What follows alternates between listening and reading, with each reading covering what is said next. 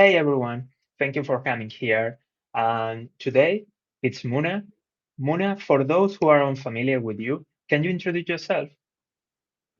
Yeah, definitely. So, hi everyone. My name is Muna. I'm the CEO of Magic Media House Limited. We're an executive search firm focusing on technology, finance, and marketing roles all across the globe, based out of London and Dubai. Prior to that, I worked at a quant finance recruitment startup. So, I worked with a lot of hedge funds and prop shops. And before that, I did my law degree at the University of Cambridge. I also did an international relations and politics master's. I also had sort of a very non-linear career in that before that I worked as a media consultant with one of sort of a PR agency in Toronto. And I studied my first degree. So I have three degrees. My first degree was in sort of media communications. It was an honors degree in professional communication in Toronto. So I'm Canadian, but I do live out of Dubai and Toronto right now. Oh, nice, very nice. Can you share something more about your story? Because it's a very interesting and exciting story. Can you share something more, please? Yeah, I think, when I was younger, I was always that person who definitely had a little bit of ADHD. So I had so many interests. I was always passionate about different things.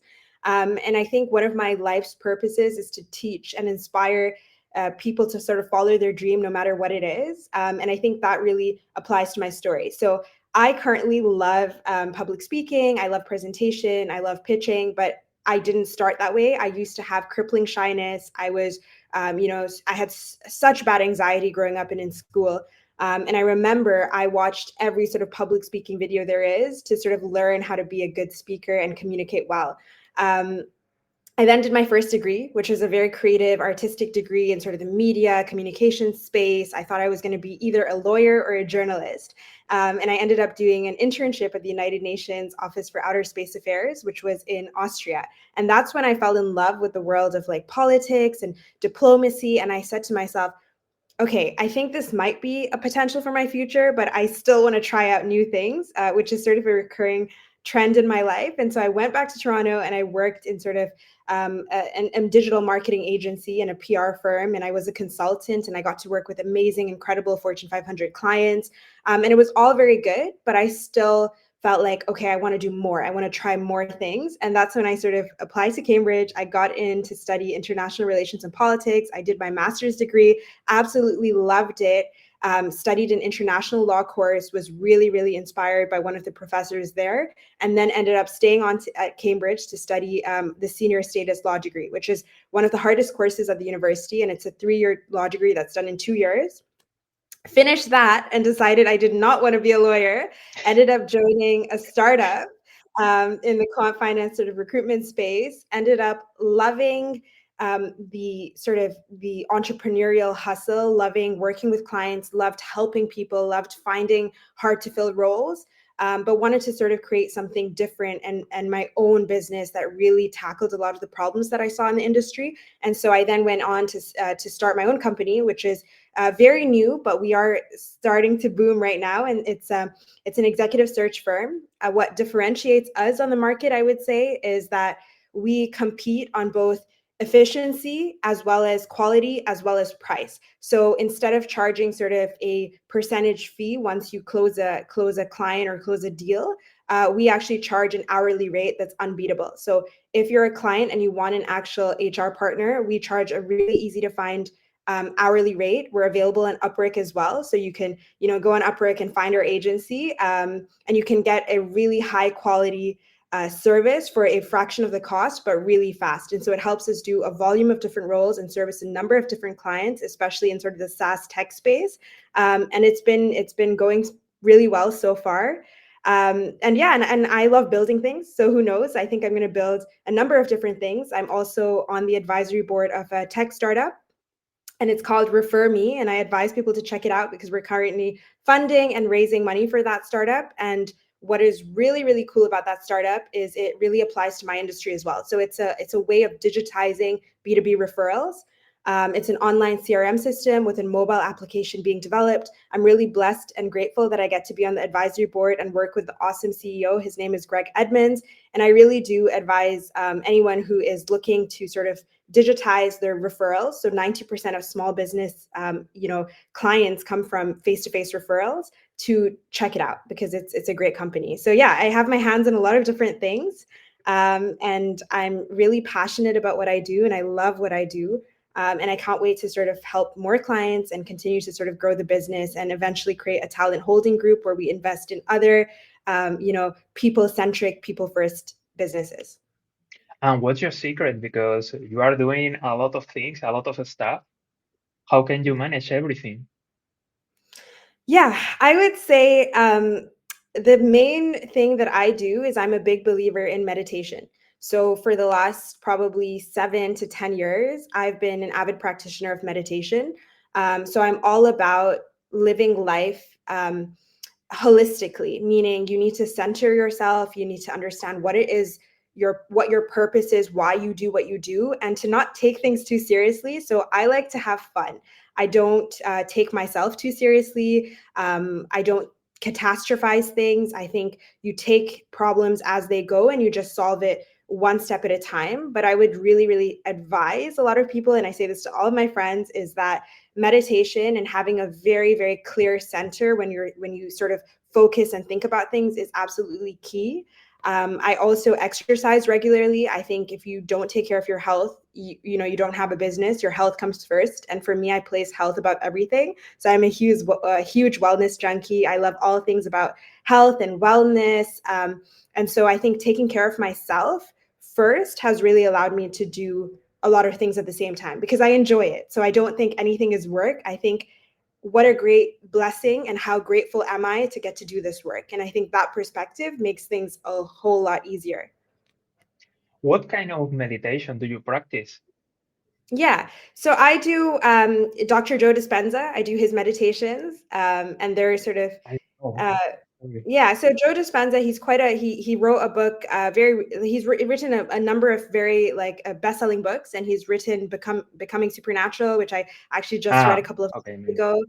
Yeah, so I do sort of energetic meditation. So all about sort of quantum shifting, manifestation, all about raising your state of consciousness, your state of vibration. So those types of meditation. So I really have a clear vision in my mind of what it is I want to build, what it is I want to do, who it is I want to become. And I focus on really raising my energy every single day to match that state and that frequency of what it is I want to attract in the world. And so I do put in the work, but I also make sure that I am that person who is deserving of what it is I'm going to receive by becoming the person I want to be. So every day I'm focusing on becoming my ideal self. Nice. Can you share your future project? Yeah, the ones that I can talk about. So obviously, as I mentioned, I'm on the advisory board of a company called Refer Me, and that's the product has been launched, and now we're raising money for it, and then hopefully building a mobile application for that. So that's a really cool project. Another thing is I am launching my own podcast later on in the year. So very excited about that. It's going to be called Not Just a Pretty Face, and that's also my Instagram handle. So very cool. I'm going to have discussions with incredible people, and we're going to talk everything from business to wellness to health. And it's just going to be roundtable discussions that are exciting.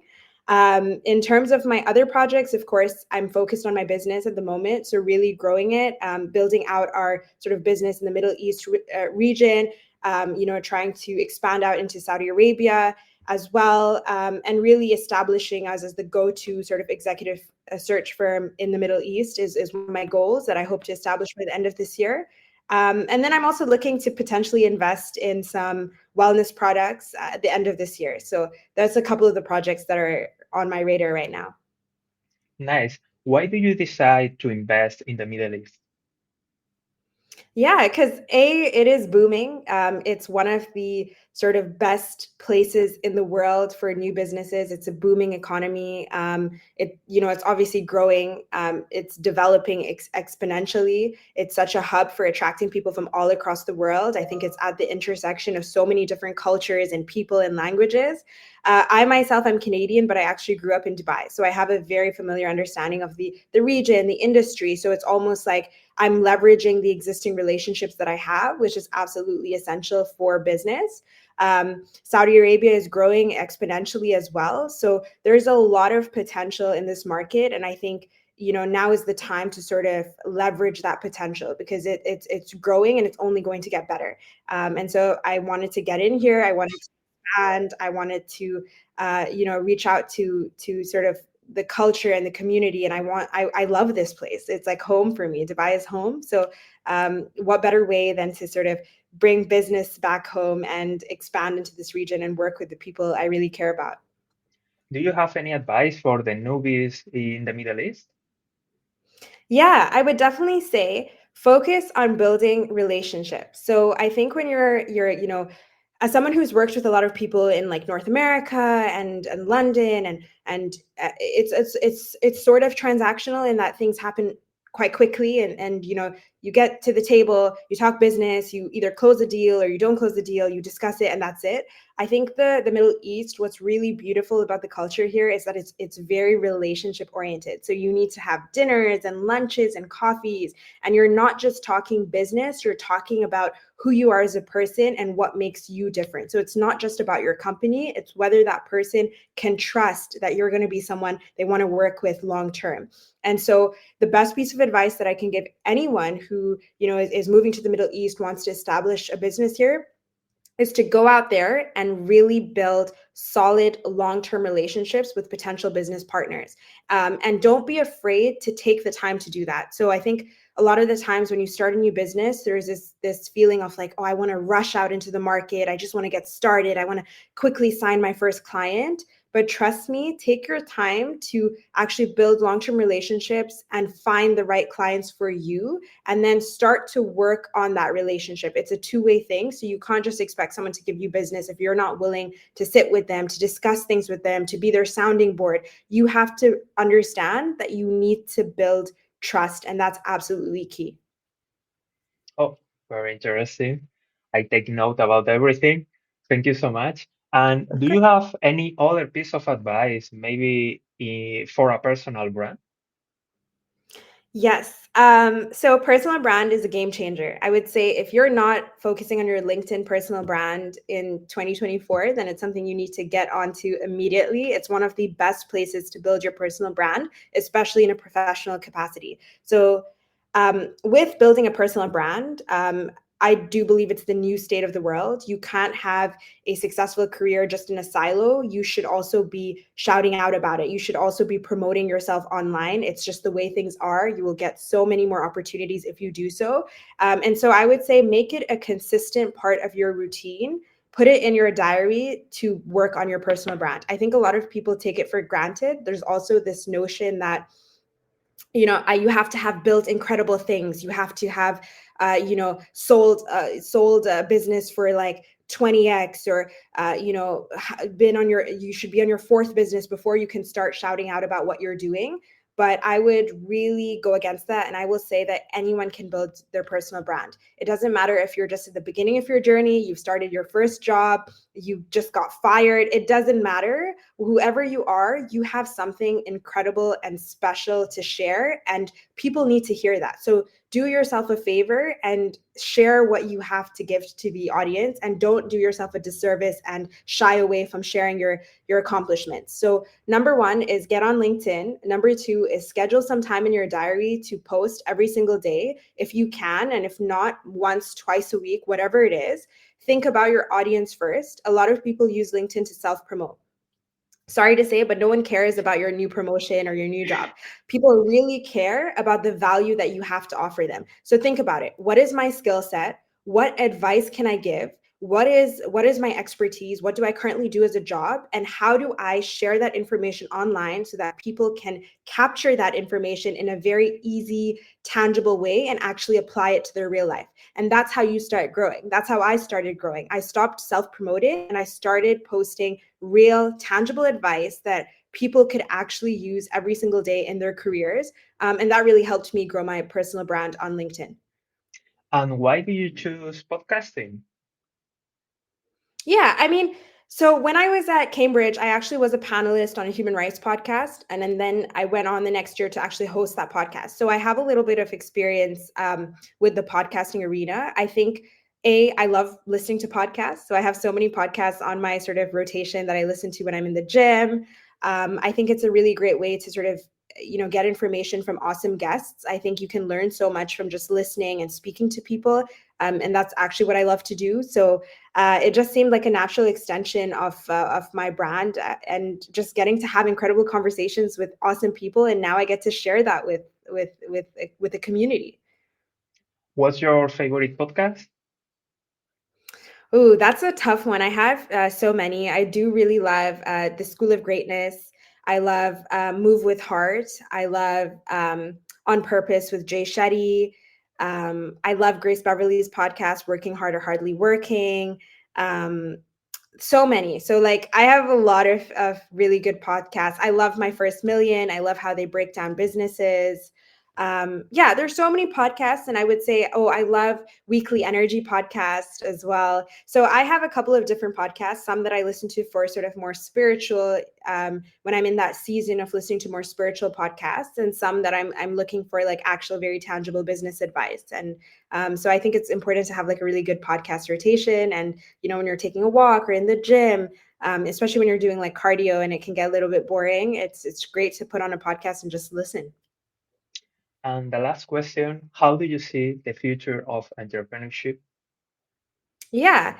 I see a lot more people stepping into the entrepreneurship game. And I think because we've developed sort of this new world of you can have a portfolio career, so you don't need a sort of linear career anymore. You don't just graduate from university, get a job, and stay there for 30, 40 years. Now we have online platforms. We have things like Upwork, Fiverr, you have LinkedIn, where you can easily just get freelance clients and work as a freelancer. And if you want, you can also hire staff all across the world remotely for a fraction of the cost. So you can leverage that.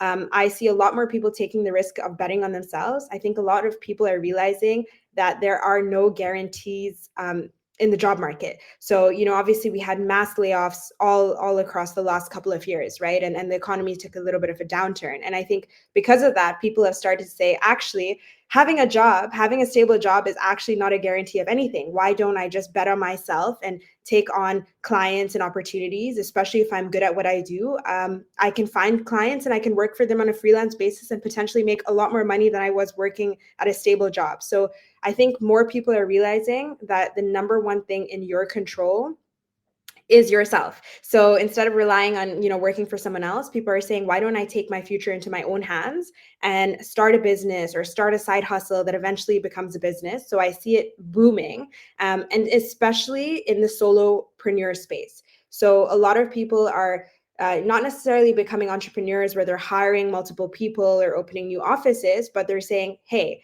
I'm a business and I'm a brand. And they're building their personal brands on platforms such as LinkedIn. And then they're saying, I can get hundreds of clients through platforms because I have hundreds of thousands of followers. And I have an amazing price and I'm able to work as a freelancer and I want to work 100% remotely from anywhere in the world. We're seeing a boom of different types of visas, people living in Bali, people living in Dubai because you can be a freelancer there. And I think everyone wants to take their own future in their own hands. And I think because of that, a lot of employers need to step up their game and make sure they're offering the correct perks, make sure they're actually building incredible people-centric cultures, making sure they're not forcing people to go to the office 5 days a week. Obviously, this differs according to industry, but I do think I see a lot more people becoming solopreneurs, freelancers, and just eventually starting their own business in the future. Thank you very much, Muna, and all the luck of the world. Thanks so much, Jose. It was lovely speaking to you. See you soon. Bye. See you soon. Bye bye.